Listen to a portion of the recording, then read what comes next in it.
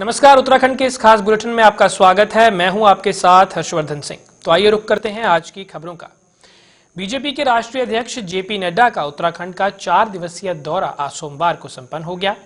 इन 4 दिनों में बीजेपी राष्ट्रीय अध्यक्ष ने संगठन से लेकर सरकार तक के कामकाज की समीक्षा करने के साथ ही सत्ता और संगठन की मजबूत डोर बनाकर 2022 का रण जीतने का मूल मंत्र भी पार्टी नेताओं को बता दिया।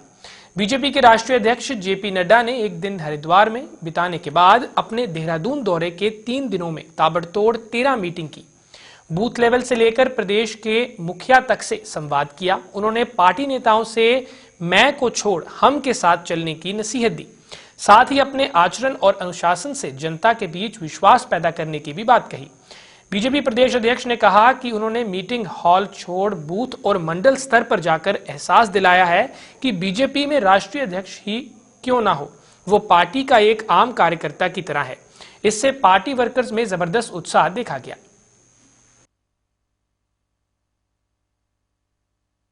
आज हमारे राष्ट्रीय अध्यक्ष माननीय जगत प्रकाश नड्डा जी का 4 दिवसीय दौरा लगभग पूर्ण हुआ है। इस दौरे में पहला दिन उन्होंने हरिद्वार में बिताया है, साधु संतों को बीच में बिताया है। यह हमारा सौभाग्य है कि अपने 120 दिन के प्रवास में उन्होंने उत्तराखंड को तवज्जो दी। देवभूमि उत्तराखंड से अपना दौरा प्रारंभ किया। माननीय अध्यक्ष जी ने लगभग 13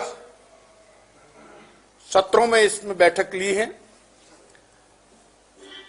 एक इतिहास बनाया है कि बूथ पे जाके भी बूथ अध्यक्ष की अध्यक्षता में उन्होंने एक बैठक करी। मंडल पर जाकर भी मंडल अध्यक्ष की अध्यक्षता में बैठक करी। बाकी बैठकें सब यही हुई हैं। और इन 13 बैठकों में एक बैठक से दूसरी बैठक में और ज्यादा रोचक रहा है। माने सभी बैठकें एक से बढ़ के एक हुई हैं और 100% उपस्थिति यहां पर रही है।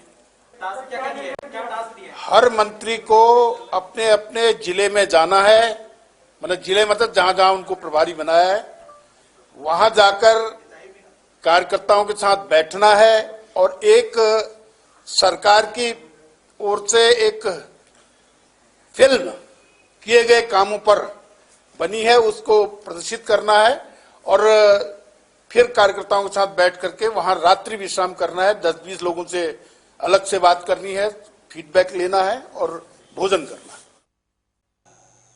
कृषि कानूनों को लेकर किसानों ने भारत बंद का ऐलान किया था, जिसके समर्थन में राजनीतिक दलों सहित ट्रांसपोर्ट यूनियन ने भी चक्का जाम करने की चेतावनी दी थी। लेकिन उत्तराखंड के देहरादून में इसका असर कम ही देखने को मिला। रोजमर्रा की तरह सभी कामकाज चलते देखे गए। हालांकि किसानों की भारत बंद कॉल को देखते हुए पुलिस प्रशासन सतर्क जरूर देखा गया। वहीं ट्रांसपोर्टरों ने किसानों को अपना समर्थन देते हुए शांतिपूर्ण तरीके से ट्रांसपोर्ट नगर के गेट पर प्रदर्शन किया।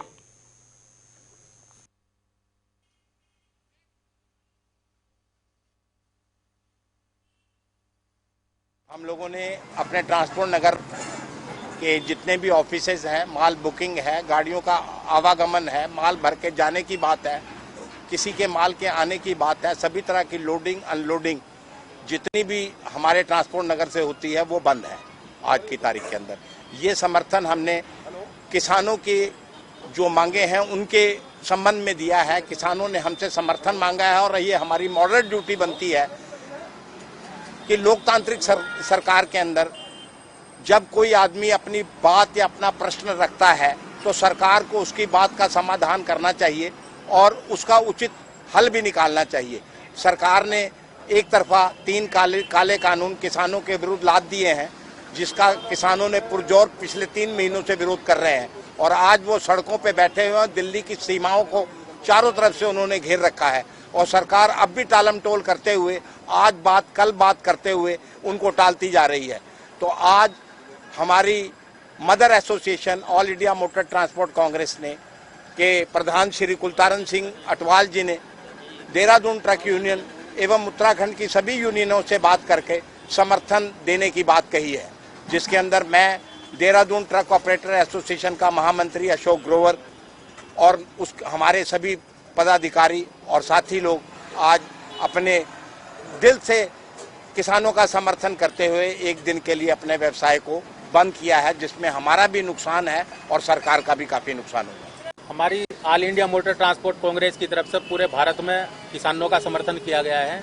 जो किसान कई दिनों से आंदोलन कर रहे हैं दिल्ली के अंदर और पंजाब हरियाणा, अब ये सरकार बोलती है कुछ बरगला के बीच में आदमी घुसा गए कि ये तो खालिस्तानी है जी, ये पाकिस्तानी है या ये उग्रवादी है।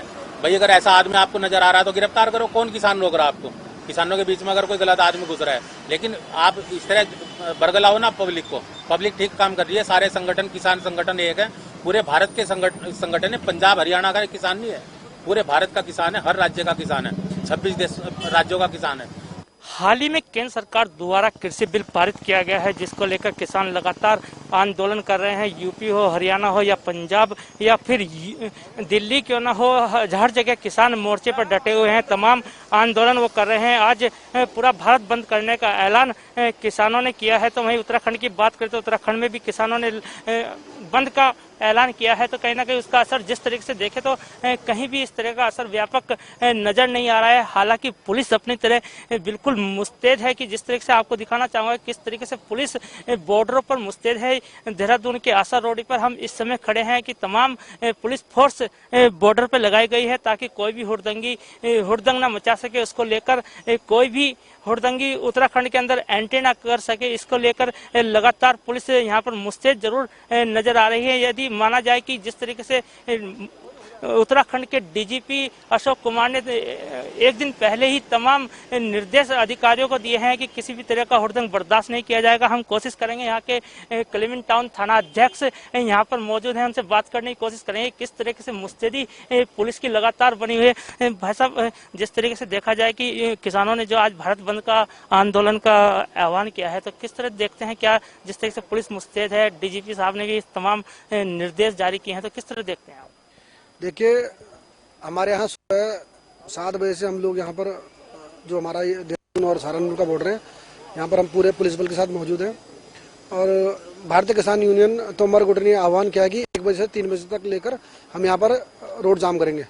तो उसी परिप्रेक्ष्य में हम लोग यहाँ पर ड्यूटी पे मुस्तैद हैं और जो भी उनके जाम की जो उन्होंने ऐलान किया उसको हम यहाँ पर शांतिपूर्वक उसको करवाएंगे। यदि बात करें कि जिस तरीके से लगातार आंदोलन किसान कर रहे हैं और उन्होंने आज बंद का आह्वान किया है और जाम करने की बात कही है, यदि कोई गाड़ी वाला अपनी मर्जी से बंद ना करे तो उसको जबरदस्ती बंद कराने की बात किसान कर रहे हैं, तो क्या उनके साथ सख्ती से बर्ताव किया जाएगा? बिल्कुल, देखिए, इसमें कोई जोर जबरदस्ती नहीं होगी। अगर कोई भी आंदोलनकारी, ये जिन लोगों ने ये ऐलान किया है भारत बंदी का, अगर वो किसी भी के साथ भी जबरदस्ती करते हैं, किसी दुकानदार, किसी वाहन चालक के साथ, तो उनके खिलाफ जो भी कानूनी कार्रवाई होगी वो उनके खिलाफ की जाएगी। बिल्कुल, तमाम जिस तरीके से जो आंदोलन किसान कर रहे हैं, साफ तौर पर थाना अध्यक्ष का कहना है कि यदि शांतिपूर्वक करते हैं तो शांतिपूर्वक उनको संपन्न कराया जाएगा। लेकिन यदि कोई भी हिंसा या फिर जोर जबरदस्ती किसान या कोई भी तत्व करता है तो उसके खिलाफ कानूनी कार्रवाई की जाएगी, कहीं ना कहीं सख्ती जरूर बरती जाएगी। कैमरामैन तिलक शर्मा के साथ धनराज जेके 24/7 न्यूज, देहरादून। कृषि बिल के विरोध में किए गए भारत बंद के दौरान मसूरी में कांग्रेस के साथ कई संगठनों ने शहीद भगत सिंह चौक पर प्रदर्शन किया और केंद्र सरकार के विरोध में नारेबाजी भी की। हालांकि इस विरोध में कई दलों के साथ एक साथ मिलकर प्रदर्शन के दौरान भी चंद लोग ही मौजूद रहे, जिनमें अलग अलग झंडे बैनर के साथ में कांग्रेस, सीपीआई, भारतीय जन नाट्य संघ, इप्टा और मजदूर संघ जैसे संगठनों के मात्र दर्जन भर लोगों ने नारेबाजी करते हुए कृषि बिल को समाप्त करने की मांग की। वहीं मसूरी की तमाम दुकानें, होटल और समस्त प्रतिष्ठान आदि खुले रहे। बंद का कोई खासा असर यहां देखने को नहीं मिला।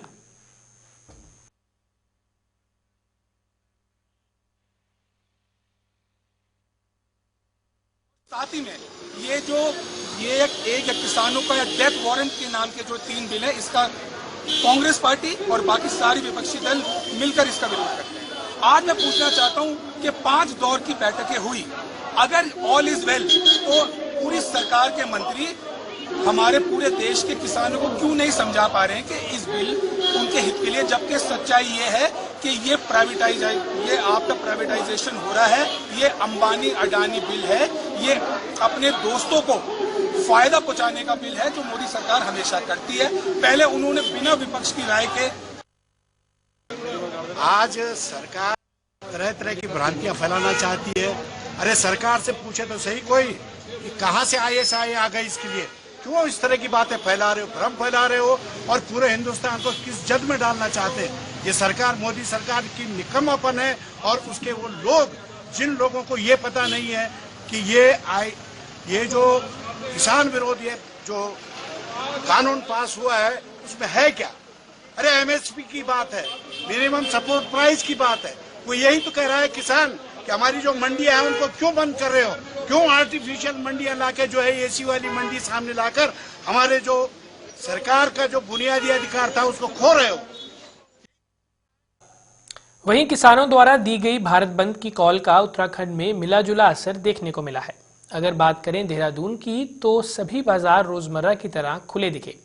बंद के दौरान किसान यूनियन तोमर ने विरोध प्रदर्शन किया और आशारूढ़ी चौक चेक पोस्ट पर सड़क बंद करने का प्रयास किया, लेकिन वहां पहले से ही मुस्तैद पुलिस ने इनके इस प्रयास को विफल कर दिया।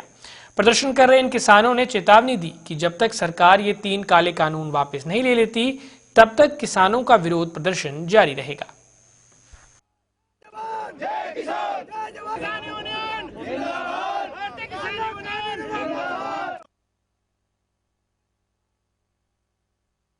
सबसे पहली मांग हमारी यही है, जो ये हमारी केंद्र सरकार 3 बिल लेके आई है ये बिल्कुल वापस हो और जब तक ये वापस नहीं होगा तब तक हमारा आंदोलन बढ़ता जाएगा, घटेगा नहीं। कृषि कानून के विरोध में किसानों और राजनीतिक दलों की ओर से किए गए बंद के आह्वान का मिलाजुला असर डोईवाला में भी देखने को मिला। बंद के आह्वान को देखते हुए डोईवाला में अधिकांश दुकानें बंद नजर आई। क्षेत्र में किसी प्रकार की कोई अनहोनी ना हो उसको देखते हुए DGP के आदेश पर पुलिस बल को मुस्तैद किया गया था, जिसके चलते डोईवाला पुलिस लगातार चौक चौराहों पर गश्त करती नजर आई और लाउडस्पीकर के जरिए किसान नेता के साथ साथ राजनीतिक पार्टियों को चेतावनी भी दी गई कि वह जबरदस्ती किसी भी दुकान को बंद ना कराएं। अगर कोई ऐसा मामला संज्ञान में आता है तो उस पर पुलिस की कार्रवाई की जाएगी।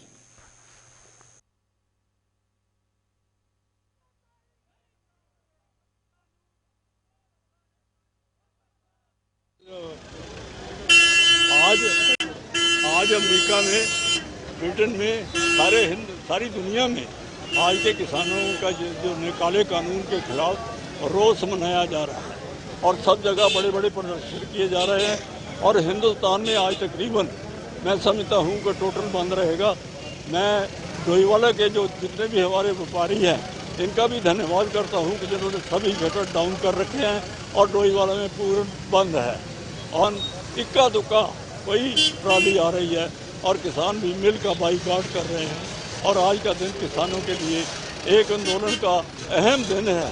अगर हम आज सब इकट्ठे नहीं होते तो किसान हमेशा के लिए पराजित हो जाएंगे और इसका जो खमियाजा है आने वाली पीढ़ियों को भुगतना पड़ेगा। और हम किसान होने के नाते समर्थन करते हैं, जैसा कि हम चौक में आ चुके हैं, नारेबाजी चल रही है, धरना प्रदर्शन चल रहा है और आग्रह कर रहे हैं व्यापारी से अपनी दुकानें बंद रखें और व्यापार को आज किसान के हित में देखते हुए आज भारत बंद की जो घोषणा थी उसके तहत आज हम भारत बंद कराने। वहीं दिनेशपुर में किसानों का भारत बंद का आह्वान देखने को मिला। दिनेशपुर के सुभाष चौक पर किसानों के समर्थन में सभी राजनीतिक और गैर राजनीतिक दलों ने धरना दिया। किसान संगठनों के आह्वान पर दिनेशपुर के मुख्य बाजार में रैली निकालने के बाद सभी किसान संगठन और राजनीतिक दल सुभाष चौक पर धरने पर बैठे नजर आए। व्यापारियों ने किसान संगठनों को अपना पूरा समर्थन दिया। किसानों ने कहा कि जब तक सरकार उनकी मांग पूरी नहीं करती तब तक आंदोलन शांतिपूर्ण तरीके से जारी रहेगा।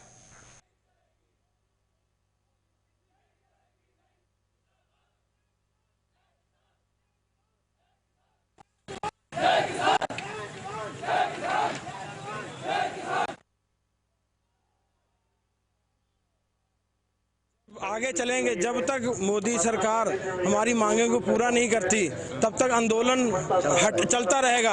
आंदोलन कम नहीं होगा, ना हटेगा, आंदोलन और बढ़ेगा।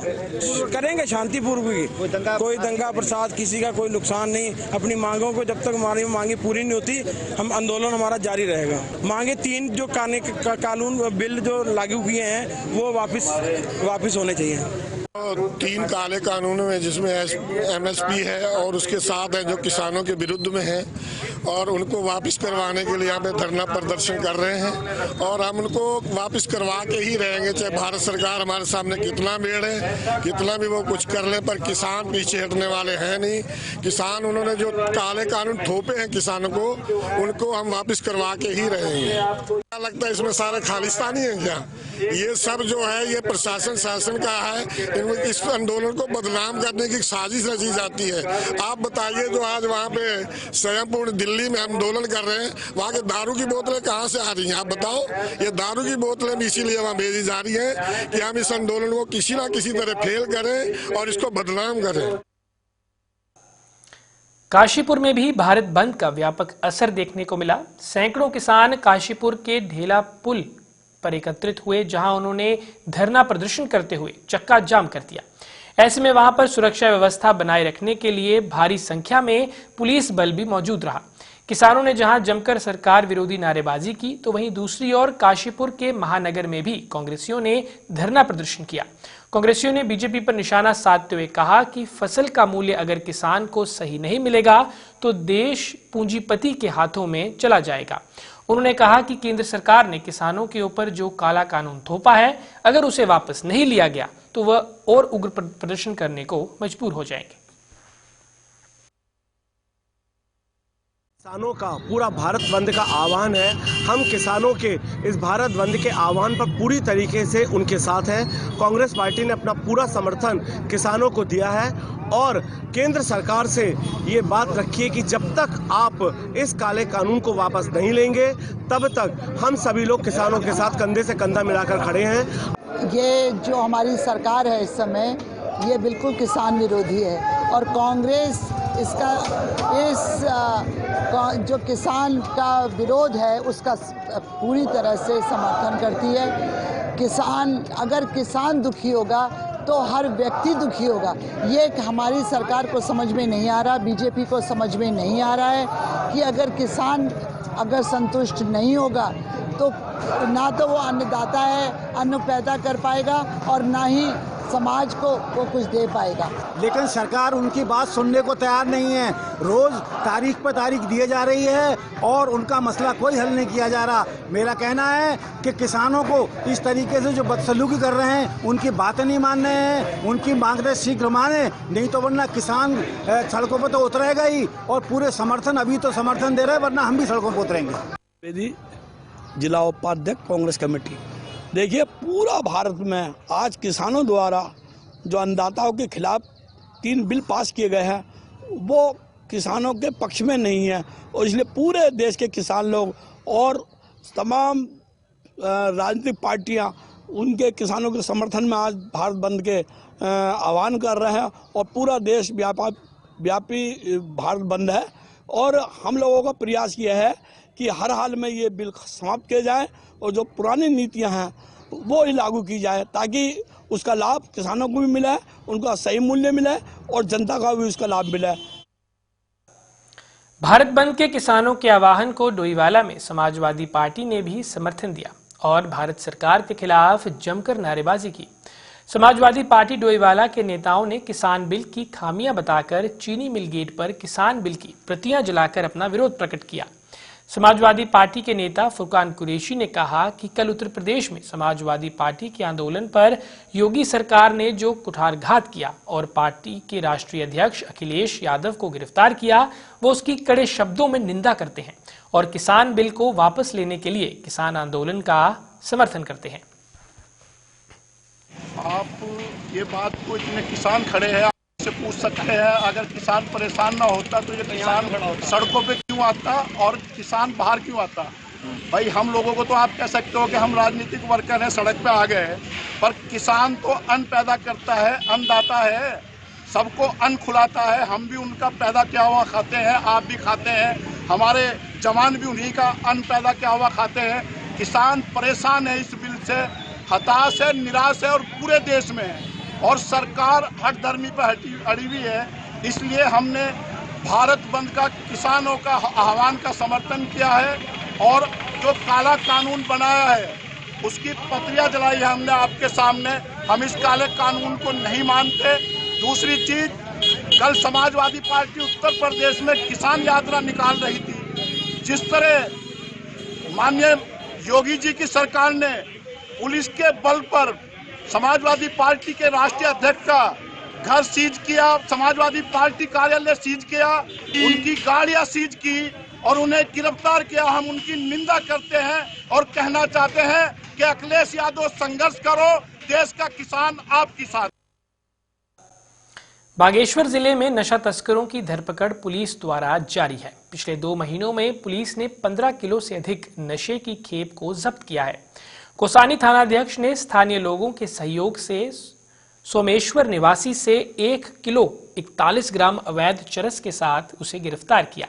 पुलिस अधीक्षक बागेश्वर मणिकांत मिश्रा ने इस कामयाबी के लिए कोसानी थानाध्यक्ष पुलिस टीम की सराहना की।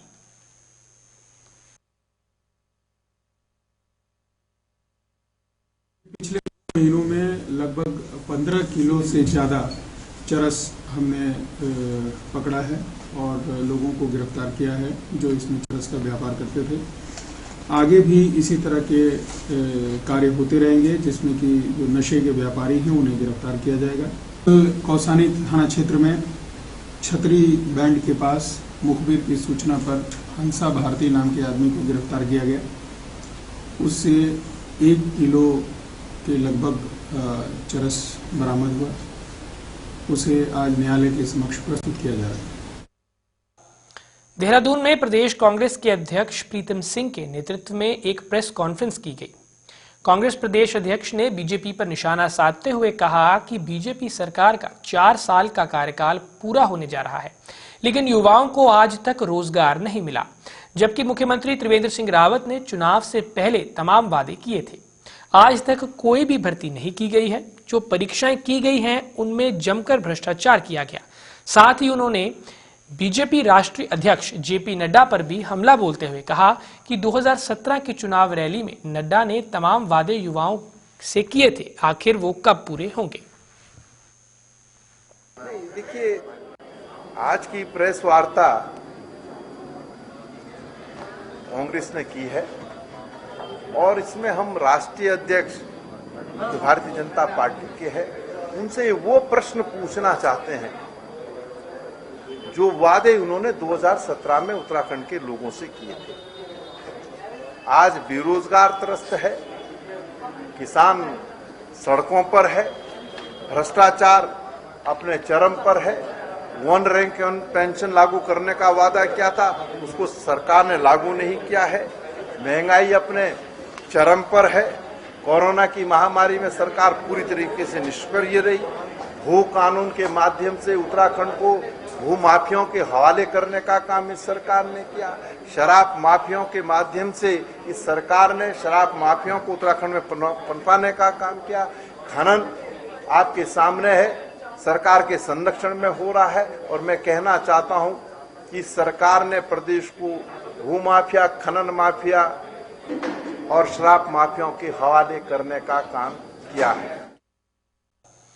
कांग्रेस के पूर्व दर्जा राज्य मंत्री एवं किसान मोर्चा के प्रदेश उपाध्यक्ष गोपाल रावत ने कहा है कि कांग्रेस 2022 का चुनाव पूर्व मुख्यमंत्री हरीश रावत के नेतृत्व में लड़ेगी और सत्ता में वापसी करेगी। ये बात उन्होंने लालकुआं में आयोजित एक प्रेस कॉन्फ्रेंस के दौरान कही। कांग्रेस के पूर्व दर्जा राज्य मंत्री एवं किसान मोर्चा के प्रदेश उपाध्यक्ष गोपाल रावत ने कहा कि पूरे प्रदेश में बदलाव की लहर चल रही है तथा प्रदेश की जनता बदलाव चाहती है।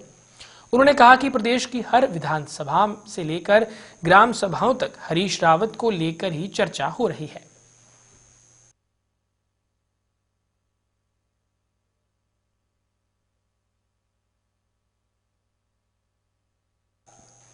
जिले को नशा मुक्त बनाने के संकल्प के बाद अब एसपी बागेश्वर मणिकांत मिश्रा ने अब जिले को कोरोना संक्रमण से रोकने का संकल्प लिया है। कोरोना संक्रमण को फैलने से रोकने के लिए एसपी बागेश्वर ने एक अनोखी पहल की है।